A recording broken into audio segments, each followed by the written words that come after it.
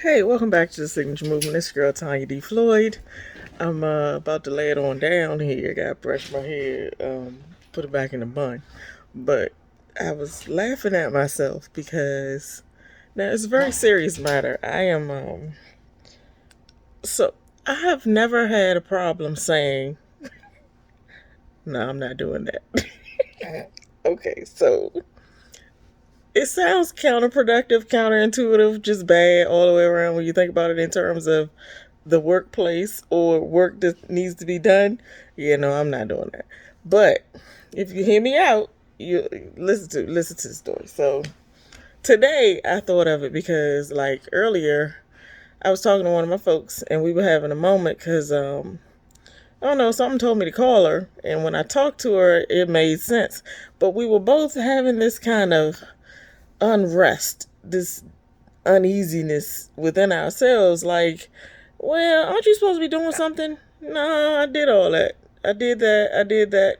It's like creating stuff for yourself to do because anxiety or something is like, but if I don't do something, I'm not living up to my potential. I'm not doing something that I should be. I'm going to miss something's wrong. I can't just not be doing nothing, right?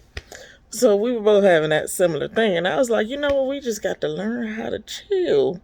Because, like I put on my Facebook status today, I have done everything. I don't feel the need anymore to pursue my customers or my clients. Everybody know what I got. Everybody know what I offer.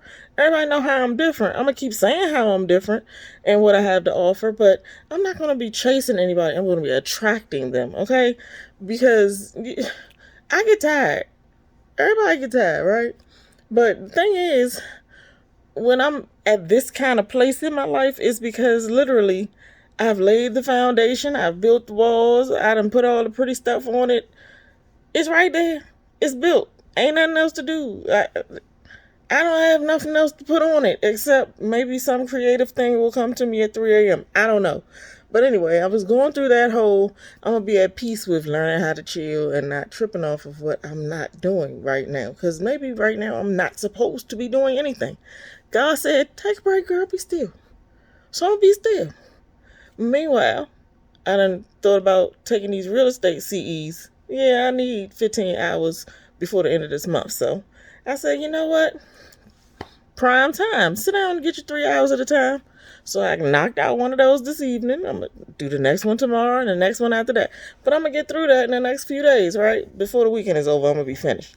I might be finished. I got to go sit and wait somewhere tomorrow. I might finish another one while I do that. But anyway, always something to do turns into nothing to do. Just take that break. Learn how to chill.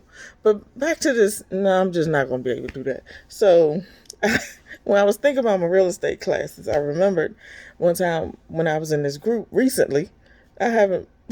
Well, I've been invited, but she wasn't persistent about inviting me back to the group since I said what I said. But like the lady that was in charge of the group is like trying to give us tips for getting more real estate business, right? And one of her things grates at my nerves, but one of her techniques is door knocking. No, I'm not doing that. No.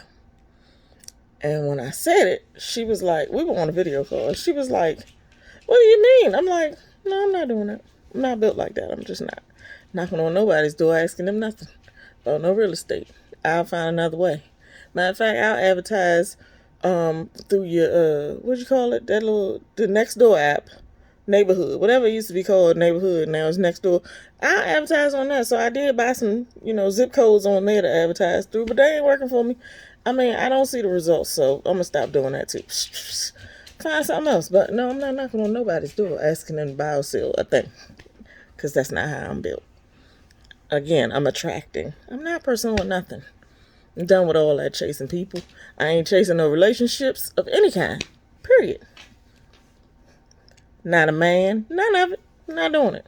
So if the man feel like I ain't putting my best foot forward to get with him, well, that ain't the man for me, because you supposed to be coming to get me.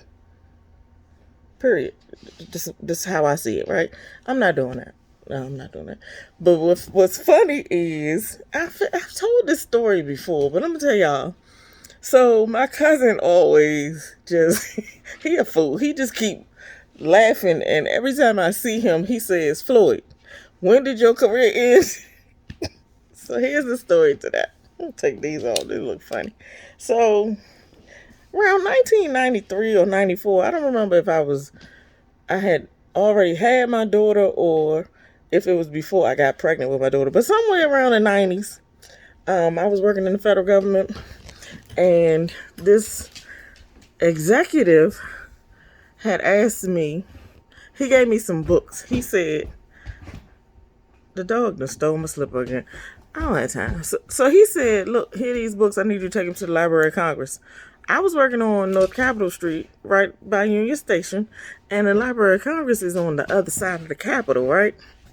So I was like, it's December 30. What? I'm not going to be able to do that. You got cab fare? And he handed me a fare card to catch the train. Now, you might not be familiar with this area, but you get on the train at Union Station, that's the red line.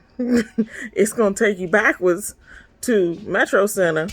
At the time, we didn't even have the transfer gallery place for those other lines. So you go backwards to Metro Center, and then or you could go to LaFont Plaza. No, you got to go to Metro Center and get on another color train to go to the other side of the Capitol, or you can get on your patent Turner, your 2 feet, and walk from North Capitol Street up to the Capitol, go up the steps, go around to the other side. Back then, it wasn't no 9/11, so you can still do that. You can get to the other side. It's going to take you an hour to get around that sucker, but when you get to the other side, then you got to walk up the hill, up Independence Avenue to get to the Library of Congress, okay?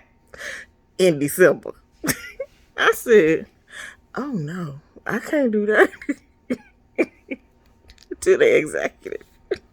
And he looked at me and turned beet red. You know what color he was. He had this salt and pepper hair, but it was like mostly pepper and then a little bit of white right in the front because it was a piece right there in the front. It was a mess. But he turned so red.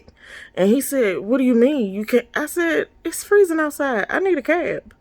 Now, before you start tripping, know that the practice was to give cab fare to the director secretary who would normally have done something like that for the executive, or for the couriers. We had 2 male couriers on staff. They did copies and runs between buildings, and they had all the transportation methods they needed at their disposal to do that. So how you gonna come around the corner, down the hall on the other side of the area to ask this girl to go somewhere in December to take some books to the Library of Congress? They can't wait till spring or something? I said, oh no, I can't do that. Not with no fare card. It was going to take me an hour to catch the train or walk. Because, again, you got to get on this color to go back to that train stop to get another color to go over there. And then you still got to walk up there. It's cold, and it was ice on the ground. I can't do that. So my cousin always laughed because when I told him this story, I don't even know when I first told him this story. He goes, Floyd, is that the day your career died? I'm like, pretty much. Federal government just...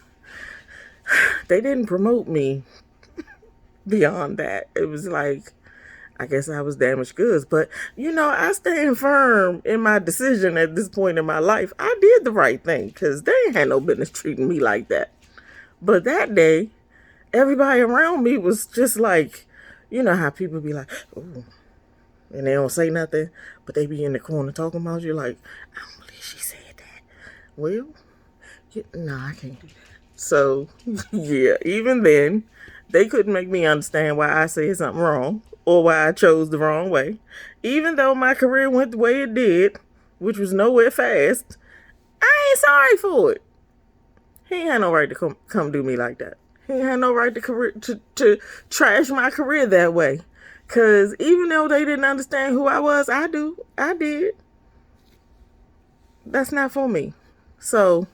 The whole theme of this here message is you have the right to say, you know what, that's not for me. That's not who I am. I ain't built like that. No, I can't do that. So if you ever feel that need to say those words, it's because something's not resonating with who you are, and that's fine. But you got to deal with them consequences, so you might want to think it through. Don't be like me. It was like a knee jerk. Oh no, I can't do that. I ain't think. No, it's December 30th. It's ice on the ground. I don't even have on boots. I had on some shoes because I believe I had a parking space in the garage downstairs under the building, so I ain't even have to put on a coat to get from my car to my office at the time. I paid for it. They didn't give it to me. So no, I can't do that. But anyway, back to this real estate thing. The lady in the class was so taken aback that I said I wasn't door knocking. And she was like, well, just find something else to do to get new business and show it to us, when you finish. I was like, I'm going to think of something, but nah, that ain't it. And then she liked to do other stuff like cold calling. I'm not doing that either. How do I get real estate business? Well, I don't get much. But when I do, it's because someone referred me and said, you know what, she's good. She knows what she's talking about. And she bought her business. So go ahead and work with her. Now, it's tough for a lot of people who don't already know me first to deal with me because, how do I explain? I don't have to. It's tough because they don't know me. But I have all the best intentions. I want us both to win. So when I go into this thing, I want to know that you're a winner too. You know what I'm saying? So if you one of them kind of people that drag your feet, or one of those kind of people who just say stuff and don't do it, or who keep putting it off and putting it, I don't want to work with you. I can't do that. I'm not built like that. I don't want to work with people like that. I want to work with people who have clear goals and intentions, and who follow up, and who show up, and who follow through. Just get it done. That's me. If you want somebody to solve the problem, if you want somebody to go the extra mile, if you want somebody who's sure about where they're going and what they're doing, you can hire me. But if you want to play around with my time or my money, no, I'm not going to be able to do that. So yeah, just know who you are. Know your limitations. They tell you in all these training courses for professional development that you need to work on your weaknesses and turn them into strengths. Like, somebody told me years ago, like, think of a weakness. Like for interview questions, somebody gonna ask me, what's one of your weaknesses? I ain't got no weaknesses. Have you met me? What? I ain't got no weaknesses. What kind of question? I'm really gonna come up with a weakness? She was like, no, you're supposed to come up with something that you're not really good at and then say how you got around it and fixed it yourself. Like, I don't have a really good memory, so I gotta write stuff down and I keep post-its nearby. That sounds real good and everything, but I don't have that. I ain't got none of them. I don't have no weaknesses. Unless you consider answering the question real fast without thinking about it. Because it's the truth, a weakness. But, I ain't gonna be able to do that either, so. I ain't know. I can't think of one right now. What is a weakness in business? Why would I have, what is this one piece of hair just keep touching me? Why would I come up with a weakness during an interview and talk about it like it's okay? Nah, I'm supposed to be overcoming. I'm supposed to be showing you, I'm excellent, right? Just one little dumb piece of hair. All right, I gotta go. I gotta put this thing back in the bunch. So, yeah, just be who you are. Commit. Work with your strengths. If you have weaknesses, it might take you some time to identify them. Maybe, I'm sure I do. I'm sure I do somewhere. But not when it comes to business, I don't play. I do not play with my business. I laugh and joke, but I do not play, okay?